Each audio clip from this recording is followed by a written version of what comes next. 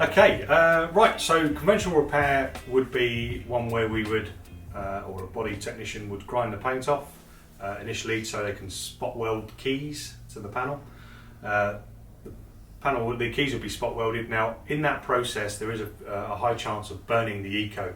The E-coat is basically the rust protection of the vehicle. If that burns, then you're opening the metal to rust.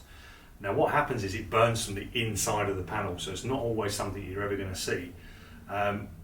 Once you fill over the top and you paint the surface, it all looks good from the front side, but the back side of the panel, where all the water's running down from the glass, is going to start drawing moisture through the repair into the base of the repair, and then you're going to start getting, or you could start getting some issues.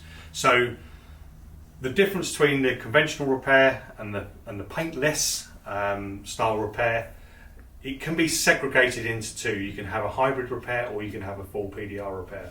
Full PDR repair would be working on the green end of our continuum, trying to use the glue systems as much as you can to get that perfect result. For the most part, we're trying to separate separate PDR from GPR. GPR is a separate system on itself. So what that's going to do, that's going to help you to remove the bulk of the repair as you would have done with the conventional. So you're going to stud weld, you're not going to get that perfect.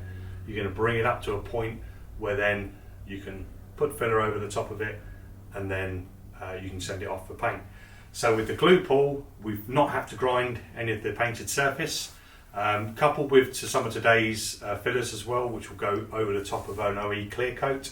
So we can scotch up usually a 180, so we'll scotch the panel up with 180, and then we'll lay the filler on. So we'll keep in that manufacturer e-coated surface intact as much as possible, should I say.